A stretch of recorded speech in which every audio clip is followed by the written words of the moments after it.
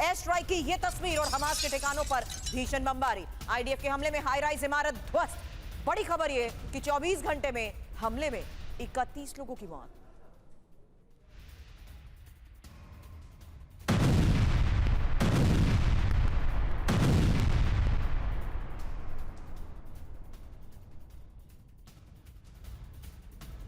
और Gaza city पर Israel के विध्वंसक हमले की अगली बड़ी खबर। आईडीएफ ने हमास के ठिकाने को कैसे तबाह किया। इसी हमले के बाद गाजा में अफरा तफरी।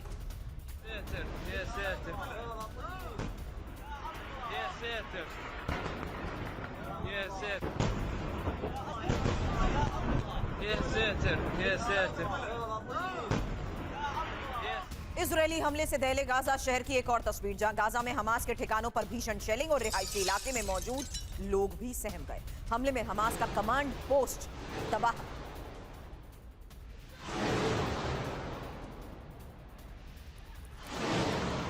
तो लगातार गाजा शहर कैसे दहला दिया गया है और इजरायली हमले की ही 3 बड़ी खबरें एक साथ आपके सामने, जहां गाजा पर आईडीएफ की स्ट्राइक को लेकर खबर बड़ी है। बमबारी से रात के वक्त कैसे गाजा दहला उसकी तस्वीर, वहीं कमांड पोस्ट पर हुई फायरिंग के बाद की ये एक और तस्वीर सामने आई, जिससे साफ है कि कैसे रिहायशी इलाकों में भी लगातार हमले हो रहे हैं। और आईडीएफ का नॉनस्टॉप अटैक, जहां गाजा में तबाही को लेकर ही बड़ी खबरें सामने हैं। और इस बीच आपको बता दें, यूक्रेन को लेकर भी अब बड़ी खबर और तस्वीर सामने आई है, जहां रूस के मिसाइल हमले को नाकाम कर दिया गया। रूसी क्रूज मिसाइल हमले को नाकाम किया गया। यूक्रेन ने 29 क्रूज मिसाइल को हवा में किया नष्ट। यूक्रेनी एयरफोर्स ने F-16 से मिसाइल को नष्ट किया।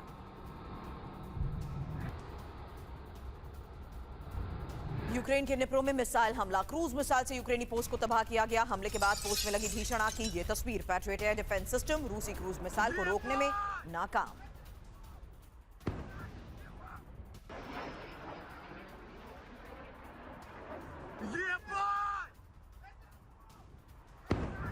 निप्रो, जहां रूस का शाहिद ड्रोन से हमला और यूक्रेनी एयर डिफेंस ने हवा में ही ड्रोन को किया नष्ट। बड़ी खबर है, एंटी ड्रोन सिस्टम से 20 ड्रोन तबाह किए गए।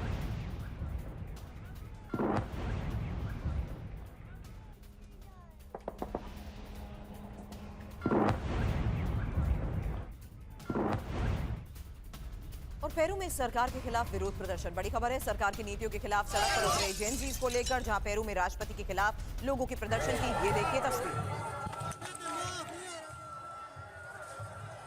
पेरू में राष्ट्रपति दीना बोलुआर्टे का विरोध। राजधानी लीमा में पुलिस से भिड़े प्रदर्शनकारी। पेरू में राष्ट्रपति के खिलाफ लोगों के प्रदर्शन की 3 तस्वीरें एक साथ आपके सामने। बड़ी खबर है, जेनजी के हिंसक प्रदर्शन को लेकर, जहां सेंट मार्टिन स्क्वायर पर आगजनी की ये तस्वीर देखिए। और साथ ही हालात इस कदर बिगड़ गए कि पुलिस से प्रदर्शनकारी भिड़ गए।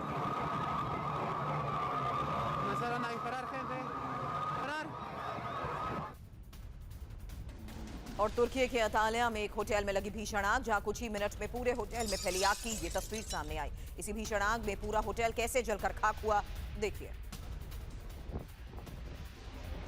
आग की लपटों को देखकर लोग दहशत में। रेस्क्यू टीम ने टूरिस्ट को सुरक्षित बाहर निकाला।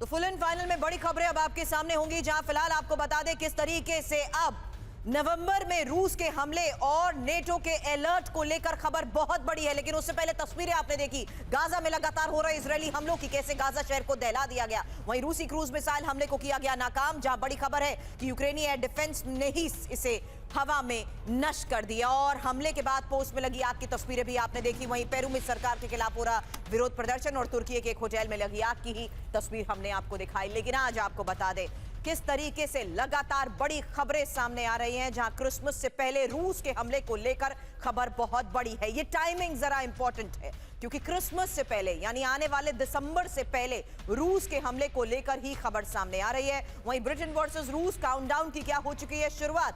हालांकि रूस के बढ़ते खतरे के बीच किस तरीके से बड़े स्तर पर तैयारियां हुई हैं, आज एक बड़ा सवाल होगा। ब्रिटेन वर्सेस रूस को लेकर काउंटडाउन शुरू। इस बीच अफगान और वेनेजुला को ट्रंप की वार्निंग, जहां लगातार यूएस और वेनेजुला के बढ़ते तनाव के बीच खबरें आ रही हैं तैयारियों को लेकर। लेकिन आज खबर अफगान और वेनेजुला को ट्रंप की वार्निंग को लेकर है और ईरान की आईसीबीएम भी कैसे है तैयार।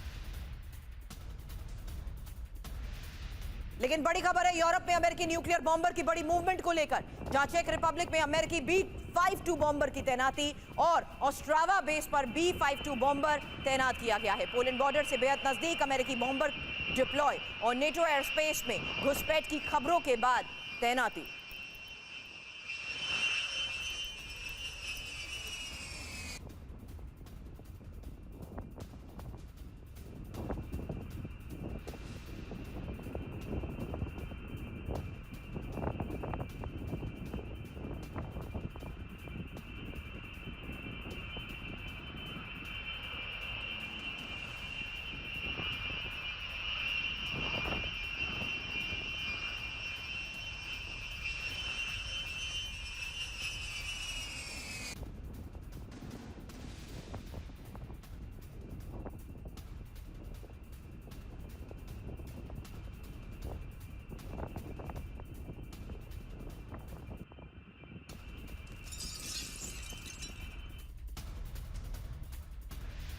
और इस बीच पोलैंड पर क्रिसमस से पहले हमले की तैयारी में रूस। रिपोर्ट में किया गया है बहुत बड़ा दावा, जहां पोलैंड में ग्रेजॉन अटैक कर सकता है रूस और हमले से पहले सर्विलांस ड्रोन भेजे गए हैं पोलैंड। आपको बता दें, रूस के सैन्य अधिकारी के हवाले से ब्रिटिश मीडिया की यह रिपोर्ट है, जहां घुसपैठ कर नेटो की तैयारियां परख रहा है रूस।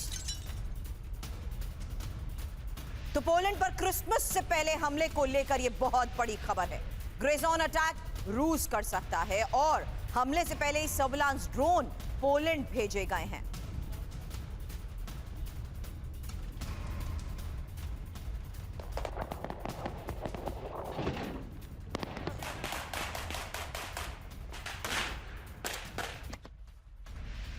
तो क्रिसमस से पहले पोलैंड पर हमला, बड़ी खबर है। पोलैंड पर रूस अगले 3 महीने के अंदर ऑपरेशन कर सकता है और पोलैंड में ही ग्रेजॉन अटैक की तैयारियां रूस कर रहा है। हालांकि पोलैंड और नेटो के एयर स्पेस में घुसपैठ हमले की योजना को लेकर खबर, ड्रोन भेजकर नेटो की सुरक्षा तैयारी को रूस परख रहा है और ब्रिटेन और यूएस के बीच मतभेद लाने की योजना का भी रिपोर्ट में दावा किया गया है। गैर परमाणु हमले की योजना रूस बना रहा है और रूस के सैन्य अधिकारी के हवाले से ब्रिटिश न्यूज एजेंसी की इस रिपोर्ट में जो बड़े दावे किए गए हैं, यही सबसे बड़े खबर है। हालांकि ग्रेजॉन अटैक जो खबर हमने आपको बताई, होगा कैसे, ये एक और सबसे बड़ा सवाल है, जहां ग्रेजॉन अटैक डायरेक्ट हमले से अलग होता है और सैन्य संघर्ष की जगह प्रॉक्सी के जरिए हमले होते हैं। हालांकि जासूसों और एजेंट्स के जरिए दुश्मन देश पर छोटे हमले और साइबर अटैक के साथ साथ हाइब्रिड वॉर के जरिए दुश्मन को नुकसान।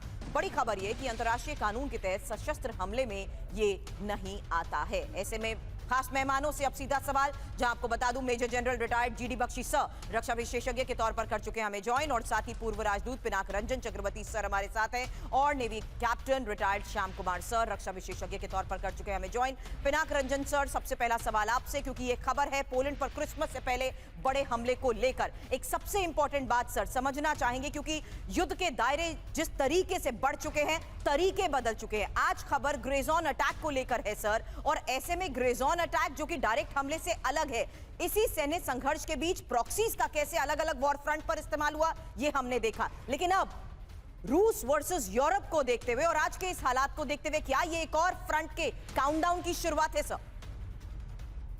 देखिए, फ्रंट तो खैर फूटेगा या नहीं फूटेगा वो समय ही बताएगा, पर ये तैयारियां जरूर चल रही और एक मतलब वो कहते हैं इंचिंग टुवर्ड्स एस्केलेशन। ये एस्केलेटरी मूव है, आगे जाके क्या होगा, क्या ये सचमुच अब जैसे भी बॉम्बर्स वगैरह, वो भी एक सिग्नल है रशिया कि अमेरिका भी अब पोलैंड की रक्षा करने कर गया। तो क्या रशिया पोलैंड को अटैक करेगा, यही है सवाल। क्या नेटो फिर लड़ेगा रशिया से, क्योंकि वो तो attack on one NATO country is attack on everybody, that is the NATO. मुझे तो लगता नहीं कि पुतिन अपने मतलब एक दूसरा एक इतना बड़ा फ्रंट होना चाहिए। पहले तो यूक्रेन को संभाल लेना, यूक्रेन को भी अभी वो पूरी तरह से संभाल लेना। अगर यूक्रेन का फ्रंट जो है तो वो संभाल लेते हैं पूरी तरह, और वो थोड़ा बहुत एट्रिशन चलता रहता है वहां, फिर वो सोचना पड़ेगा आगे क्या। लेकिन आज की मेरे हकीकत विचार ये है में सर कि पुतिन नेटो का और रूस के रवैया- बीच जिस तरीके से तनाव बढ़ चुका है और जिस तरीके से पोलैंड ने तैयारियां की है उसको लेकर बड़े संकेत मिले हैं। अगला सवाल जीडी बख्शी सर आपसे होगा, उससे पहले यही एक और बड़ी खबर है जहां पोलैंड में ब्रिटेन के टाइफून जेट्स की तैनाती को लेकर खबर। पोलैंड में ही ब्रिटेन के वाइजर रिफ्यूलिंग टैंकर की तैनाती और नेटो एयर स्पेस उल्लंघन के बाद यह बड़ा डिप्लॉयमेंट है। हालांकि नेटो का ऑपरेशन ईस्टर्न सेंट्री तेज हो चुका है।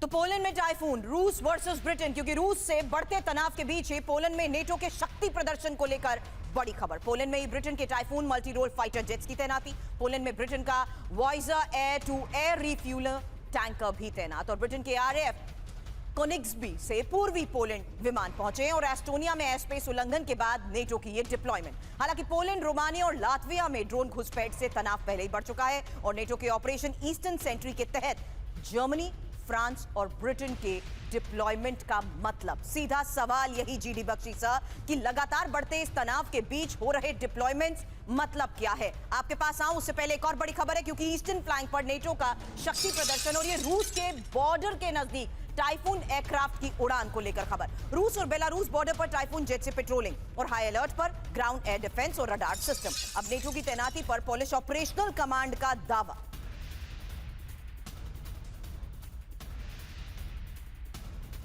तो नेटो और रूस तनाव के बीच वर्ल्ड वॉर 3 की वार्निंग, जहां रूस और ब्रिटेन के बीच भीषण जंग हो सकती है और एक साल के अंदर रूस से जंग में उलझ सकता है Britain. British defence expert Nicholas Drummond की ये बड़ी चेतावनी, जहां रूस के खिलाफ ब्रिटेन और यूरोप में नहीं है तैयारी। एक्सपर्ट अब ये बड़ा दावा कर रहे हैं कि रूस के खिलाफ ब्रिटेन और यूरोप में तैयारी नहीं है। तो रूस नेटो में टेंशन, वर्ल्ड वॉर 3 की वार्निंग, जहां ईस्टर्न फ्लैंक में बढ़ते तनाव के बीच ही महाजंग होने का डर किस हद तक बढ़ चुका है? बख्शी सर यही आपसे सवाल, क्योंकि एक साल के अंदर रूस और ब्रिटेन में भीषण जंग संभव, रिपोर्ट ये दावा कर रही है। British defence expert Nicholas Drummond की ये बड़ी चेतावनी और आक्रामक रूस के खिलाफ हस्तक्षेप को मंजूर हो जाएगा ब्रिटेन। रूस से जंग को ब्रिटेन और यूरोप में नहीं है पूरी तैयारी और रूस से संभावित संघर्ष के लिए ब्रिटिश सेना में संसाधनों की भी भारी कमी। Over to you Bakshi sir. देखिए, जहाँ तक मेरा ख्याल है, ये रूस को कोई तुक नहीं बनता इस वक्त पोलैंड पे हमला करने का। कोई सेंस नहीं, कोई तुक नहीं। ये जानबूझ के जो है ये लोग कोशिश कर रहे थे कि अमेरिका दबाव डालेगा पुतिन पे और पुतिन सीज फायर कर देंगे या पीस एग्रीमेंट कर देंगे ताकि यूक्रेन बच जाए। याद रहे, यूक्रेन इस वक्त भारी मिलिट्री दबाव के अंदर है। पेट्रोवस्क में घेरा पूरा हो रहा है, स्वेरदोनेत्स्क में घेरा पूरा हो रहा है, ठीक है। तो वो जो है बड़े दबाव में है, किसी तरह से दबाव कम करना चाहते हैं, उसके लिए वो ये नाटक कर रहे हैं। जो कहा यह भी जा रहा है कि जो मिसाइल रूस ने यूक्रेन की तरफ फायर किए थे, उन्होंने इलेक्ट्रॉनिकली उनको डायरेक्ट किया है पोलैंड और लताविया की ओर, जिससे दर्शाया जाए कि रूस सब पे हमला कर रहा है। इससे भारी बेवकूफ़ी कोई नहीं हो सकती कि ये अगर सोचें कि ये लड़ाई छेड़ देंगे और रूस घबरा के लड़ाई बंद कर देगा, तो साहब ये लड़ाई के लिए तैयार नहीं है, बिल्कुल तैयार नहीं है। ना ब्रिटेन ना कोई दूसरा यूरोपीय देश बातें बड़ी बड़ी करते हैं। ये लोग चाह रहे हैं कि हम लड़ाई छेड़वाएं और अमेरिका को जंग में घुसेड़ दें, किसी न किसी तरह अमेरिका को जंग के अंदर ले आए। लगता है डीप स्टेट की प्लानिंग बिल्कुल हावी हो गई है डोनाल्ड ट्रंप के ऊपर। वो चले थे संधि कराने, शांति कराने, वो तो हुई नहीं। वो देखिए, शांति का मतलब सिर्फ ये है कि वो चाहते हैं कि एक जो है यहाँ पॉज इन ऑपरेशन आ जाए, जैसे कि कोरिया में हुआ था। बट ऐसा होता हुआ नजर आ रहा है या नहीं सर? यही अगला सवाल आपसे करूंगी। सॉरी टू बटन, क्योंकि अब ट्रंप के एक और फैसले पर नजर और बड़ी खबर है। अफगानिस्तान से वेनेजुला ट्रंप करेंगे हमला? ये एक और सबसे बड़ा सवाल, क्योंकि लगातार बढ़ते इस तनाव के बीच ट्रंप आने वाले वक्त में क्या फैसला ले सकते हैं, यही सवाल। फिलहाल बड़ी खबर है अफगानिस्तान को ट्रंप की बहुत बड़ी धमकी को लेकर, और ट्रंप ने कहा है अंजाम भुगतने के लिए तैयार रहे तालिबान। बगराम एयरबेस वापस ना दिया तो बुरा होगा। बगराम बेस जल्द से जल्द वापस चाहिए, डोनाल्ड ट्रंप का यह बयान। तो तालिबान को ट्रंप की खुली धमकी। बड़ी खबर है, तालिबान को बगराम एयरबेस यूएस को वापस देना होगा, और बगराम एयरबेस वापस ना दिया तो अंजाम बुरा होगा। हम बगराम एयरबेस को जल्द वापस लेना चाहते हैं, और बगराम एयरबेस के लिए अफगानिस्तान से बातचीत भी जारी है। हालांकि बात नहीं बनी तो पता चल जाएगा कि मैं क्या करने वाला हूं। अब बगराम एयरबेस पर ही एक और बड़ी खबर है, जहां बगराम एयरबेस के लिए तालिबान ने यूएस से पैसे की मांग की है। रिपोर्ट में फिलहाल क्या दावा किया गया? एयरबेस के लिए हर महीने $1 अरब की मांग। अमेरिका ने $30 करोड़ की पेशकश की है। पैसों की डील पर यह बातचीत अटकी हुई है।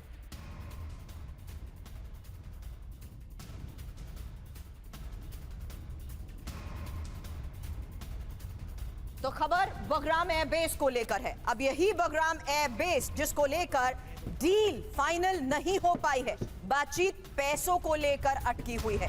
इसकी अहमियत के बारे में अब एक इंफॉर्मेशन आपके सामने, क्योंकि अब अचानक वापस यूएस का इस एयरबेस को मांगने का मतलब क्या है और क्यों?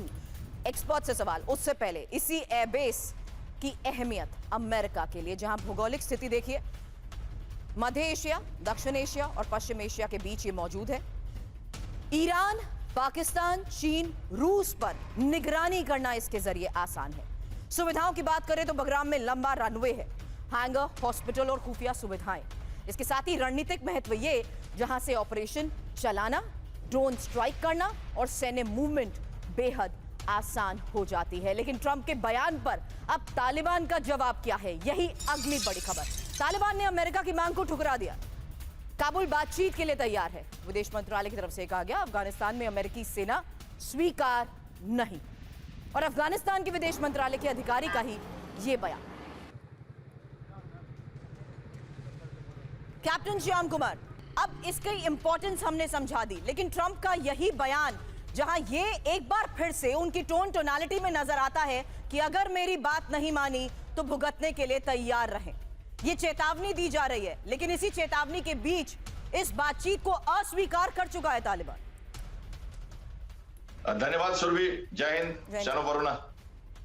देखिए, अमेरिका का जो अभी तरीका है काम करने का, ये ट्रम्पेट के साथ जो हम ट्रम्प बजाते हैं कभी कभी, ये ग्रीनलैंड मांग रहे थे, गाजा को मांग रहे थे रिवेरा बनाने के लिए। एक होड़ चल चुकी है कि कई देशों की जमीन लेके वहां से अपना उपयोग करो। अब तो लोग जमीन बेच रहे हैं, तो एक नया ट्रेंड चला है। तो इन्होंने एक हवा दी है कि पुराने बेस को बगराम को हमें दे दो। स्ट्रेटेजिक बेस जरूर है, 20 साल तक यूज किया, बहुत सारे फैसिलिटीज बनाई अमेरिका ने वहां पे, फिर वहां से भाग गए। तो उसको पता है कि ये ईस्टर्न जो वेस्टर्न फ्लैंक है चाइना का, जहां से चाइना की जो न्यूक्लियर फैसिलिटीज हैं वो बहुत करीब हैं। तो एक मुद्दा ये बनता है कि वहां से वो सर्वेलेंस कर सकते हैं, और जो ताइवान के एरिया में, पैसिफिक में जो हो रहा है, वहां पर जो लिवरेज ले सकते हैं वो इस बेस से वो ले सकते हैं। काबुल से 40 किलोमीटर दूर और जस्ट 1000 किलोमीटर दूर चाइना के बॉर्डर से ये अवस्थित है। तो पूरे सेंट्रल एशिया में, मिडिल ईस्ट में या बाकी जगहों पे इसका प्रभाव पड़ेगा। पाकिस्तान में उनके बेस जरूर हैं, और वहां से वो लगातार वहां से ऑपरेट नहीं करते। और दूसरी बात, ये बात इसलिए भी जरूरी है समझना कि ईरान का भी सिचुएशन इस पे बनता है, और अमेरिका चाहता है कि वो वापस इस एरिया में अपनी किसी पकड़ को बरकरार कर ले। अब अफगानिस्तान ने मना तो कर दिया, लेकिन आप जो ये न्यूज कह रहे हो कि पैसे पर वो दे देगा, तो कहीं ना कहीं सुरभि सुगबुगाहट तो है इस मामले में। सर, एक सुगबुगाहट अगले उस फ्रंट को लेकर सवाल करूंगी, जहां अब वेनेजुएला ने भी बड़े स्तर पर तैयारी कर ली है, और ये बड़े युद्ध की तैयारी में कैसे वेनेजुएला जुड़ा, अब जुट चुका है, क्योंकि अमेरिका के साथ बढ़ते तनाव के बीच कई बड़े दावे किए गए। फिलहाल आज खबर है कैरेबियन क्षेत्र में Su-30 फाइटर जेट्स की तैनाती को लेकर, और KS-31 मिसाइल से lace Su-30 fighter jets Caribbean sea में ही वॉर ड्रिल वेनेजुएला कर रहा है, और अमेरिकी सैन्य तैनाती के जवाब में ये तैयारी।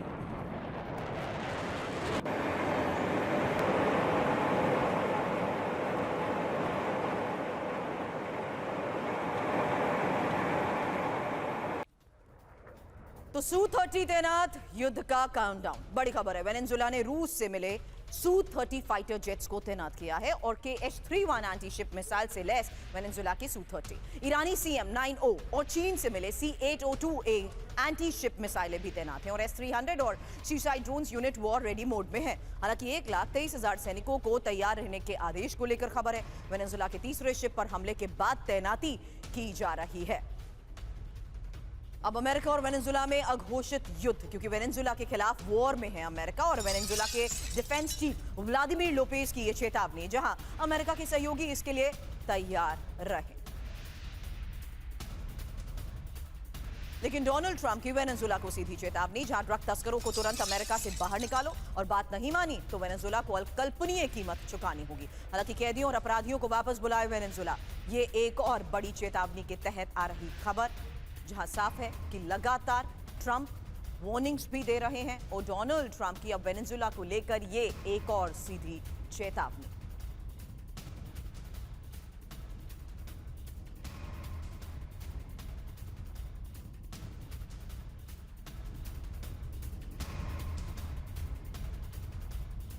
और ट्रंप से सीधी बातचीत करना चाहते हैं वेनेजुएला के राष्ट्रपति मादुरो। ट्रंप के दूत रिचर्ड ग्रेनेल को मादुरो का यह प्रस्ताव। अमेरिका से भारी टेंशन के बीच मादुरो का यह प्लान, ड्रग तस्करी और बोट पर हमलों को लेकर बातचीत का यह प्रस्ताव।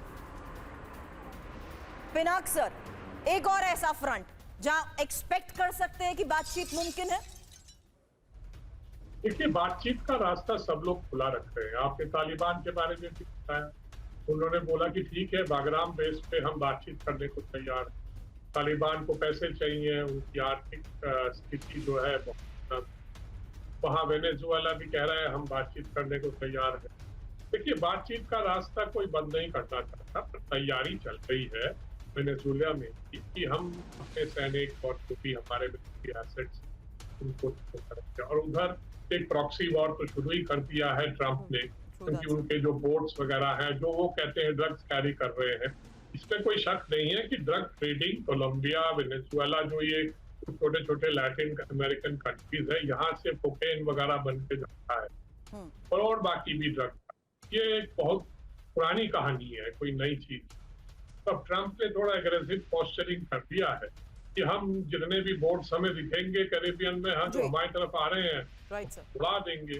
पर ये तो फिशिंग बोट्स भी हो सकते, बात नहीं है। पर चलिए, अगर हम अमेरिका की बात मान जाए तो फिर वो कह रहे हैं कि हमारे यहाँ जितने भी प्रिजनर्स हैं, असाइलम सीकर्स हैं, उनको हम वापस भेजेंगे। खैर, ये तो वो सारी दुनिया के साथ कर रहे हैं कि जो भी इलीगल इमिग्रेंट्स हैं उनको हम। पर ये जो तैनाती हो रही है, जो मिलिट्री एसेट्स की और मिलिट्री ऑपरेशन हो रही है, मुझे तो, और इसमें एक बात मतलब समझना बहुत जरूरी है, चाइना और रशिया वेनेजुएला को मदद कर रहा है। ये भी एक बात हमको माननी। Understood sir. सर, आपकी ऑडियो को एक बार रेक्टिफाई करने की कोशिश करते हैं, उसके बाद मैं वापस आपके पास आती हूं। लेकिन अब एक और बड़ी खबर है, और ये नवंबर में रूस के हमले को लेकर एक और सबसे बड़ी खबर, जहां नेटो अलर्ट है, नेटो हाई अलर्ट है, क्योंकि अब नवंबर में यूरोप पर हमले की तैयारी में रूस। रिपोर्ट में बड़ा दावा किया गया, पूर्व नेटो जनरल रिचर्ड शिरेफ की यह चेतावनी। लिथुआनिया पर हमले की तैयारी में है रूस, और बेलारूस और कैलिनिंग्राड से यूरोप पर हमले की आशंका। हालांकि पूर्व नेटो जनरल रिचर्ड के बयान पर डेली स्टार की ये रिपोर्ट, क्या बड़े दावे और उसी आधार पर बड़ा सवाल, क्योंकि रूस वर्सेस यूरोप हमले का काउंटडाउन। तो यूरोप पर आने वाले वक्त यानी नवंबर तक बड़ा हमला रूस कर सकता है, और पूर्व नेटो जनरल रिचर्ड शिरेफ ने यह चेतावनी दी। हालांकि नवंबर 2025 में यूरोप में अंधेरा छा जाएगा, लिथुआनिया पर हमला कर नेटो को परख सकते हैं पुतिन। बख्शी सर, जरा ये समझाइएगा, क्योंकि ये तमाम प्रोजेक्शन और ये जो संकेत उसके बीच में आ रहा है, ये बयान मतलब क्या है कि लिथुआनिया पर हमला कर नेटो को पुतिन परख सकते हैं। हालांकि चीन की मदद से यूरोप पर हमला रूस कर सकता है, और यूरोप पर हमले के बाद चीन ताइवान पर हमला कर सकता है। Over to you Bakshi sir. देखिए, कोई अकलमंदी नहीं बनती कि रूस, जबकि वो यूक्रेन की जंग फाइनल स्टेज पे है, उस वक्त ध्यान अपना दाएं बाएं करे। It makes no strategic sense, no military sense.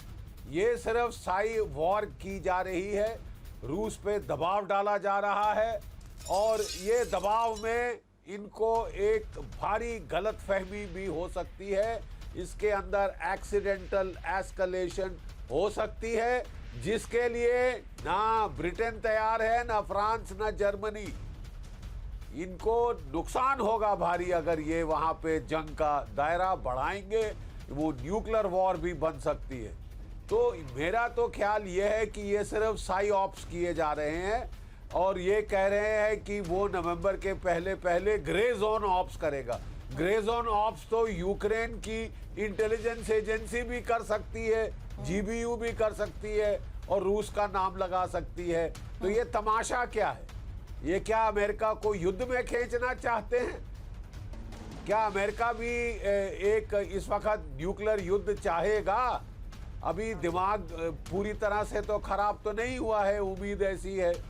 तो ये मेरा ख्याल तो सब साइकोलॉजिकल वॉरफेयर ऑपरेशन है। इस सिनेरियो में जब एयर स्पेस उल्लंघन को लेकर कई बड़े दावे किए गए हैं, अगले सवाल के लिए भी आप ही के पास आऊंगी बख्शी सर, क्योंकि रूस के विमान को मार गिराए नेटो और एयर स्पेस उल्लंघन हो तो हमला करे। लिथुआनिया के रक्षा मंत्री स्काली ने की ये मांग है। तुर्की की तरह रूसी विमान पर एक्शन ले नेटो, और नेटो को परख रहा है रूस।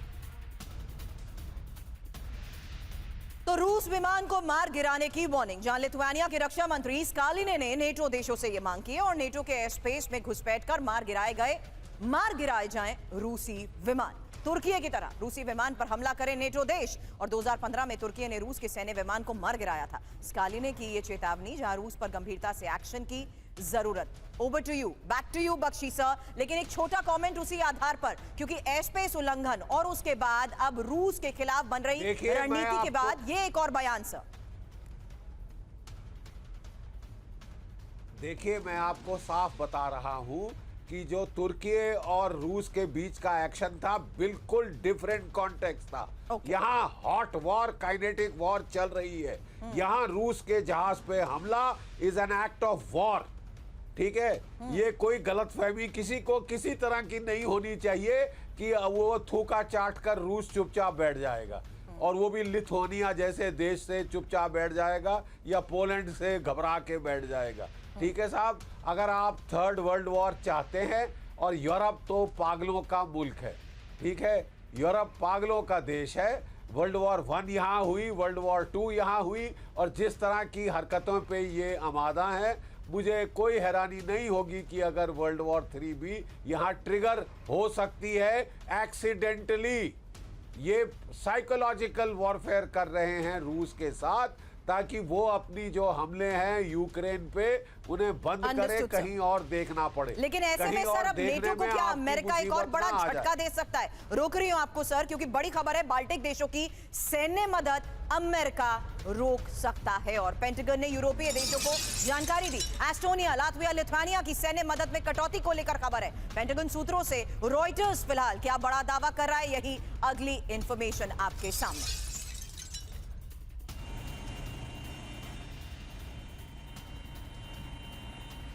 तो अमेरिकी मदद बंद और बाल्टिक में टेंशन। कैप्टन श्याम, सवाल अगला आपसे होगा, क्योंकि रूस से तनाव के बीच नेटो को अमेरिका से क्या ये एक बहुत बड़ा झटका नहीं है, जहां बाल्टिक और रूस बॉर्डर से सटे देशों की सैन्य मदद रोकने की तैयारी में है अमेरिका। एस्टोनिया, लातविया, लिथुआनिया को सैन्य मदद में कटौती के प्लान का मतलब क्या है सर? अब पेंटागन अधिकारी डेविड बेकर ने यूरोपीय देशों को यह जानकारी भी दे दी है। यूरोप के धनी देश बाल्टिक देशों की मदद करें और अमेरिकी सुरक्षा पर फोकस करना चाहता है ट्रंप प्रशासन। बड़ी खबर यह भी है कि 2024 में बाल्टिक देशों को अमेरिका से $228 मिलियन की सैन्य मदद मिल चुकी है। सवाल करूं एक्सपर्ट से, उससे पहले इंफॉर्मेशन वॉल पर एक डिटेल, क्योंकि अमेरिकी सुरक्षा में कटौती और इसका नेटो पर असर। सबसे बड़ी बात, बाल्टिक सुरक्षा को यह एक बहुत बड़ा झटका है। इसे इस लिहाज से भी समझिए, जहां बाल्टिक देशों की सुरक्षा तैयारियों पर दबाव के तहत भी इस खबर को समझना जरूरी है। इसलिए एक्सपर्ट से इसी को लेकर एक सबसे बड़ा सवाल होगा, क्योंकि रूस की सीमा पर बढ़त का यह मौका। चौथी एक और सबसे बड़ी बात, जहां समझिए कि कैसे नेटो सहयोगियों पर ज्यादा बोझ, और पांचवी बड़ी बात, जहां यूरोप में अमेरिकी भरोसे को लेकर ही अब उठ रहा है सवाल। छठी बात, यूरोप में हथियार असंतुलन का भी असर। कैप्टन श्याम, सवाल आपसे लूं उससे पहले एक और बहुत बड़ी खबर मुझे लेनी है, क्योंकि अब क्रिमिया के नजदीक ही अमेरिकी एयरक्राफ्ट की उड़ान को लेकर भी एक बड़ी खबर है, और ये ब्लैक सी में P-8A पोसाइडन से पेट्रोलिंग को लेकर खबर है। और क्रिमिया के दक्षिण में दिखा अमेरिकी टोही विमान और रूसी डिप्लॉयमेंट की खुफिया जानकारी जुटाने की कोशिश। Over to you captain Shyam. धन्यवाद सुरभि। देखिए, सीरियस बातें आपने की हैं, बहुत अच्छी तरह से समझाता हूं क्रमबद्ध तरीके से। नाटो के जो बाल्टिक कंट्रीज है, इन पे अपना एड हटाना है। इसके पहले डोनाल्ड ट्रंप ने पहले ही कहा था कि हम नाटो को कोई एड नहीं देंगे, हम विड्रॉ कर रहे हैं। आने के बाद से उन्होंने लगातार ये बात की है, और एक फिशर दिखता है नाटो और यूएसए में पुतिन को, और पुतिन इसका लाभ उठा रहे हैं। ये ग्रे जोन की वॉरफेयर, ये साइकोलॉजिकल वॉरफेयर, मिस इन्फॉर्मेशन, ये सब उसी का हिस्सा है। और देखिए, जब वो अलास्का गए तो अच्छा वेलकम ले लिया और कोई सैंक्शन उन पे लगा नहीं, तो वो विन विन करके वहां से आ गए। उन्होंने किसी तरह की मजबूरी, किसी तरह के अपने कंडीशंस चेंज नहीं किए हैं। Putin politically ready, Zelensky politically ready है सरेंडर करने के लिए, लेकिन यूरोपियन यूनियन और यूरोप वहां आ जाता है और वो उनको उकसा रहा है। गारंटी की बात भी होती है तो वो कहते हैं कि कौन गारंटी देगा, कैसे देगा। रशिया कहता है मैं भी गारंटी में शामिल होऊंगा, तो कुछ भी नहीं हो रहा। तो अब रशिया क्या कर रहा है? पेरिफेरल एम्स, क्या पेरिफेरल एम्स है? जापान 2025 किया उसने बेलारूस के साथ, कुछ ड्रोन झटका दिया उसने पोलैंड की तरफ, कुछ रोमानिया चला गया, और कुछ अब ये आप देख रहे हैं, ये एस्टोनिया में भी वैंडलू आइलैंड के पास से गुजर गए उनके मिग 30, जबकि वो न्यूट्रल पे थे, रशिया ने क्लियर कर दिया। ये क्या हो रहा है? समझिए, सुवाल्की कॉरिडोर, पोलैंड और लिथुआनिया के बीच का कॉरिडोर, जो उनका क्यूबा है, कलिनिंग्राड, बाल्टिक में, वहां पर उनको जगह चाहिए। तो कुछ बातें वो कर रहे हैं धीरे धीरे। पेरिफेरल एम्स जेलेंस्की को तो उन्होंने कर ही देना है, ठीक, अपने दूसरे एम्स भी पूरी करेंगे वो धीरे धीरे। कन्फ्रंटेशन नहीं होगा, बिल्कुल नहीं होगा। नेटो के खिलाफ अपनाई जा रही रणनीति के तहत जो एम है सर, उसमें इन बयानों का एनालिसिस करना बहुत जरूरी है कि क्या संकेत देते हैं आने वाले वक्त को देखते हुए, क्योंकि अब एक और बड़ी तैयारी को लेकर अब खबर आ चुकी है, और ये अगली बड़ी खबर है ईरान की तैयारी को लेकर। और ईरान की ICBM तैयार, जहां टारगेट पर अमेरिका। बड़ी खबर, बड़ी जंग की तैयारी में ईरान का दावा क्या है, पहले ये जानिए। पहली बार ICBM का सफल परीक्षण, इस्फहान प्रांत में इंटरकॉन्टिनेंटल बैलिस्टिक मिसाइल के परीक्षण को लेकर खबर है। ICBM टेस्ट के बाद नातांज के आसमान में धुआं दिखा है।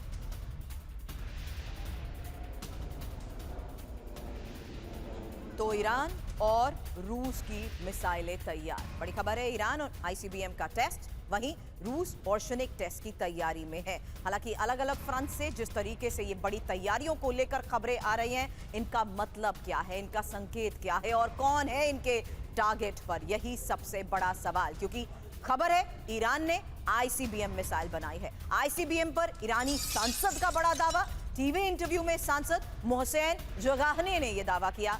SLV टेक्निक से ICBM मिसाइल का परीक्षण। ICBM मिसाइल की रेंज है 10,000 किलोमीटर। तो क्या बड़ी जंग की तैयारी में है ईरान? क्योंकि ईरान ने पहली बार अब ICBM का परीक्षण किया है, और इसकी मिसाइल की रेंज है 10,000 किलोमीटर। अब ईरान की मिसाइल की रेंज अमेरिका तक, और ईरान से अमेरिका की दूरी है 9,000 किलोमीटर की। SLV टेक्निक से ICBM मिसाइल का निर्माण किया गया है। लेकिन अब लगातार ईरान की ये बड़ी तैयारी क्या बड़ी जंग की तैयारी का ही संकेत है? इस पर एक्सपर्ट से सवाल। उससे पहले एक और बड़ी खबर, मोसाद चीफ ने ईरान को धमकी दी है। ईरान के अंदर मोसाद की अच्छी पहुंच और ईरान के अंदर मोसाद की अकल्पनीय क्षमता। हालांकि ईरान में मोसाद अधिक शक्तिशाली। डेविड बार्निया का ये बयान। पिनाक सर, ये मौजूदगी को लेकर, उसकी पकड़ को लेकर दावे कई स्तर पर पहले भी किए जा चुके हैं। आज के इस हालात के बीच में ईरान के अंदर मोसाद की मौजूदगी क्या वाकई ईरान के लिए बहुत बड़ी टेंशन बन चुकी है?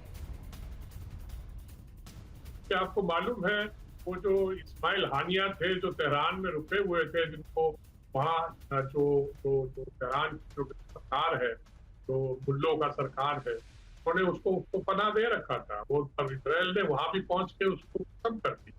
तो पहुंच तो है इस पे, और ईरान को टेंशन भी थोड़ा बहुत तो जरूर है, क्योंकि जब उन्होंने मिसाइल अपने मारे थे और इजराइल ने भी मारे थे, नुकसान तो उनको हुआ था। और उनके कई IRGC के जो बड़े बड़े जनरल थे, वो भी मोसाद ने मतलब मारा है। फिर उसके बाद जो उनके न्यूक्लियर साइंटिस्ट है, उनको भी उन्होंने टारगेट किया है, तो इसमें कोई शक नहीं है। मैं तो इजराइल में पोस्टिंग कर चुका हूँ, मैंने उनसे बातचीत भी काफी था मैं उनसे, पर मुझे इसमें कोई शक नहीं है कि उनकी पहुंच है और वो दोबारा जो अगर करना चाहे तो कर सकते हैं। ऑफकोर्स ईरान ने मतलब काउंटर मेजर जरूर लिए होंगे, ये चीज इतने आसानी से नहीं होते हैं, बहुत साल लगते हैं अपने मतलब वहां पे लोगों को रखना। और हमें ये नहीं भूलना चाहिए कि वो जब तक ईरान की जो रेजीम है वो रहेगी तो ईरानियन जो लोगों का जो उस पर आक्रोश भी है काफी, क्योंकि वो जो इस तरह से वो मतलब औरतों को तंग करते हैं या जो भी है, कई चीजें हुई हैं। आपने देखा होगा वो जो एक औरत को जिसको मारा गया था, ये जो इनके लोगों ने जो रास्ते में वो बिना बुर्खा पहन के या बिना हिजाब पहन के जा रही थी, तो उसके एनिवर्सरी पे काफी मतलब वहां पे डेमोन्स्ट्रेशन। एग्जैक्टली तो उनकी अंदरूनी प्रॉब्लम भी है, और जहां अंदरूनी प्रॉब्लम होती है फॉरेन इंटेलिजेंस एजेंसी उसको नेचुरली एक्सप्लॉइट। बट सर, आज के इस सिनेरियो में ये तैयारी, बख्शी सर यही सवाल मैं आपसे कर रही थी, क्योंकि फिलहाल तो बड़ी जंग की तैयारी में क्या ईरान जुट चुका है? क्योंकि अब आईसीबीएम मिसाइल को तैयार करना, टाइमिंग इस लिहाज से भी इंपॉर्टेंट है बख्शी सर। नहीं, बिल्कुल आईसीबीएम मिसाइल तैयार करना मतलब क्षमता की वो यूनाइटेड स्टेट्स के ऊपर पलटवार कर सकता है, ये दर्शाने का संकेत है कि we can get at the continental United States. ठीक है, अब ये करेंगे या नहीं करेंगे या केवल धमकी देंगे, ये देखने वाली बात है। मैं नहीं समझता इस वक्त वो ज़्यादा कीन है एस्केलेशन के लिए। ज़्यादा एस्केलेशन के लिए इस वक्त इजराइल है। इजराइल इसको बढ़ाना चाहेगा, और अगर बढ़ाता है तो उसके ये रिपरकशंस हो सकते हैं। Right sir. चीन भी अब इसमें थोड़ा हथियार देने की सोच रहा है, हथियार देने की, अपने जो हैं anti surface to air missiles देने की सोच रहा है, और हथियार देने की बातचीत चल रही है। J-10C फाइटर्स देने की बातचीत चल रही है, BVR मिसाइल्स देने की बातचीत चल रही है, ताकि ईरान का एयर डिफेंस और मजबूत किया जाए। Understood sir, understood sir. लेकिन अब आगे बढ़ूंगी और बड़ी खबर है, H-1B वीजा वालों को 88 लाख का झटका, क्योंकि बड़ी खबर है जहां H-1B वीजा के नए नियमों से अमेरिका में टेंशन। अब अमेरिकी कंपनीज में कर्मियों की भारी कमी हो सकती है। हालांकि नए नियमों पर यूएस चैम्बर ऑफ कॉमर्स ने चिंता जताई है और सिर्फ नए आवेदकों पर लागू होंगे H-1B वीजा के नए नियम। व्हाइट हाउस की प्रेस सचिव कैरोलीन लेविट का बयान, नए नियम में H-1B वीजा के लिए 88 लाख रुपए की फीस देनी होगी। तो H-1B वीजा को लेकर मल्टीनेशनल कंपनीज में भी हड़कंप, जहां अमेज़न ने कर्मचारियों के लिए जारी की है ट्रैवल एडवाइजरी, और 21 सितंबर की आधी रात तक अमेरिका लौटे कर्मचारी। H-1B और H-4 वीजा वाले कर्मियों की विदेश यात्रा पर रोक, और अमेरिकी टेक कंपनीज को कर्मचारियों की कमी होने का भी डर है। हालांकि नए नियमों से H-1B वीजा स्पॉन्सर में कमी हो सकती है। 73% H-1B वीजा लेते हैं भारत के प्रोफेशनल्स, और कर्मचारियों के H-1B स्पॉन्सर करती हैं कई कंपनीज। हालांकि 2025 में ही अमेज़न को 10,000 से ज्यादा H-1B वीजा, और TCS और माइक्रोसॉफ्ट ने 5,000 से ज्यादा H-1B वीजा स्पॉन्सर किए हैं।